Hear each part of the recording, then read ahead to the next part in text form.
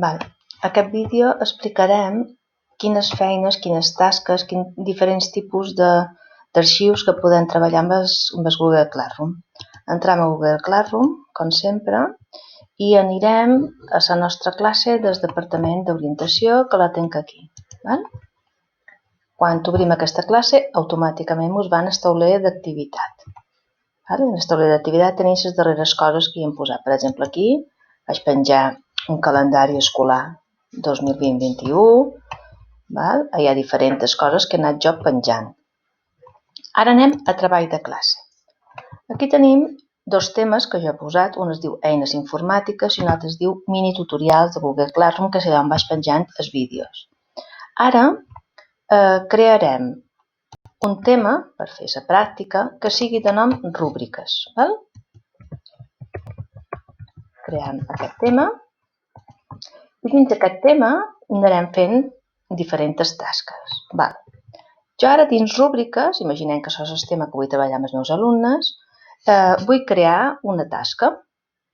Per tant, vaig a crear, hi ha tasca, tasca en test, pregunta, materials, utilitza. Jo no és una tasca en test, jo vull una tasca normal i corrent. El títol serà rúbrica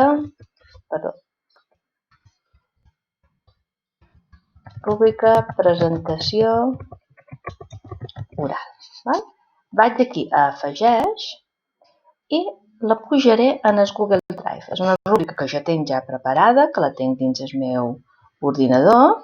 Vaig a penja, cerc aquesta rúbrica, una rúbrica d'avaluació de presentació oral, i la penj. La penjo aquí. Fixeu-vos que ara aquí, una volta he penjat la feina, aquí és molt important això. Si ho deixo així, els alumnes poden veure el fitxer però no hi poden fer res. Els alumnes poden editar el fitxer, no m'interessa, perquè si l'editen, diguéssim, editaran tots en el mateix arxiu. Jo el que vull és que cada alumne tingui una còpia. Per tant, faig clic aquí. En el tema, li poso el tema de les rúbriques. A la puntuació, us interessarà puntuar de 0 a 10, per tant, ho deixem així, a 10 punts. I la data de venciment, per fer una pràctica ara, posarem que és 9 de juliol. Aquí és opcional posar les instruccions. Rúbrica de presentació oral per treballar-la i modificar-la. Ho estic inventant. No passa res, simplement és que vegem. Si ja ho deixo així i sortigués en aquest moment de la tasca, fixeu-vos que aquí diu sedesat. Què passaria? Jo vaig aquí i fixeu-vos que ara això està en forma esborrany. Quan està en esborrany, els meus alumnes no ho poden veure. Si jo vull que els meus alumnes ho puguin veure, ja li tinc que donar, diguéssim, que crea la tasca. Però moltes vegades no ens interessa. A vegades volem avançar feina, però no volem que els alumnes la vegin. Llavors ho deixem així en format esborrany. Si jo vull ara per fi crear-la, faig crear una tasca, i faig aquí, i des del moment que jo dic crea una tasca, tots els meus alumnes hauran rebut un avís que hi ha una feina aquí per fer, que la data de venciment és 9 de juliol. Això està molt bé. Llavors, quan anem aquí damunt, anem a mostra la tasca, i aquí tinc els alumnes que en aquests moments hi ha a la classe, i a mesura que me l'anessin entregant, jo podria posar notes, podria puntuar, etc. I ara tenim això de rúbriques. Imaginem que ara el que hem fet és crear una tasca. Crear tasca en test. Què vol dir això? Se crea un formulari de Google.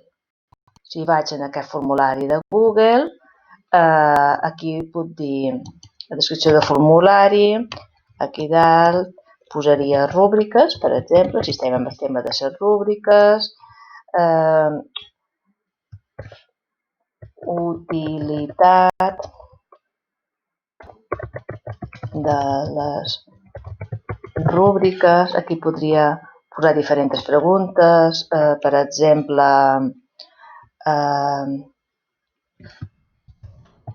penses que les rúbriques són útils? Aquí podria, si vull una selecció múltiple, si vull una resposta breu, jo demanaré una resposta breu, sí, no, etc.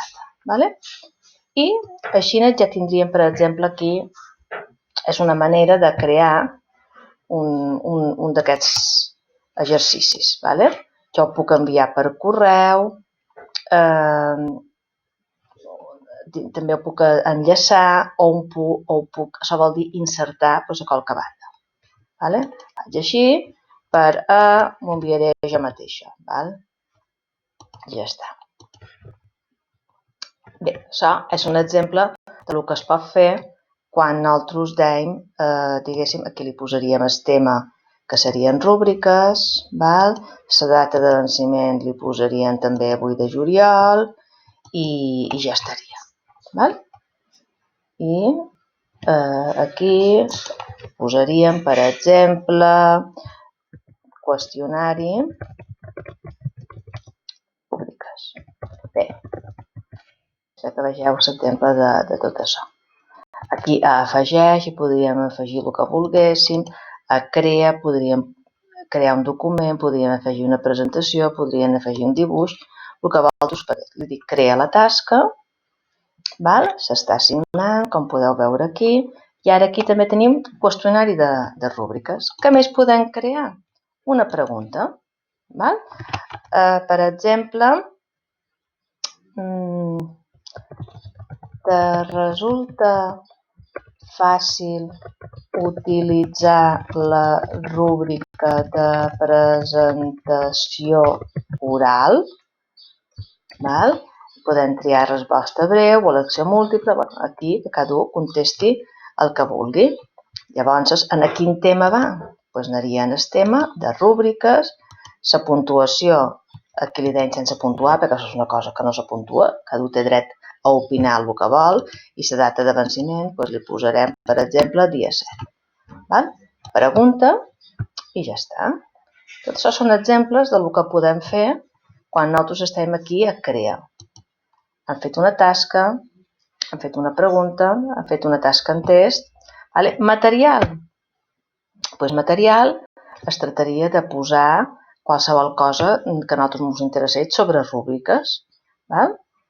I reutilitzar la publicació vol dir que quan vosaltres, si voleu, si això us interessa, ho podeu tornar a utilitzar a una altra classe de Classroom que vosaltres tingueu. Així, si ara nosaltres anem a persones, ens surten els professors que hi tenim aquí afegits, i en quant a notes, doncs clar, no hi ha notes perquè ningú ha fet res, encara. Llavors, també te surt la mitjana de la classe, això és interessant, i te surt la nota que tu has tingut de cada tu. Podeu tornar a la feina i li podeu comentar. Jo, per exemple, si aquí veus aquest micro és l'eina Talk and Comment, que jo estic utilitzant molt per si vull fer qualque comentari pels alumnes. Per això ja ho parlarem a un altre vídeo. D'acord? Molt bé. Llavors, tornem al departament d'orientació. Veiem que a treball de classe ja tenim 3 temes diferents. Un és eines informàtiques, un altre és mini tutorials de Google Classroom i l'altre és aquest de rúbriques, que jo simplement l'he creat, no perquè tingui res especial, sinó perquè veiéssiu com es crea un tema i com es creen diferents tipus de tasques. D'acord?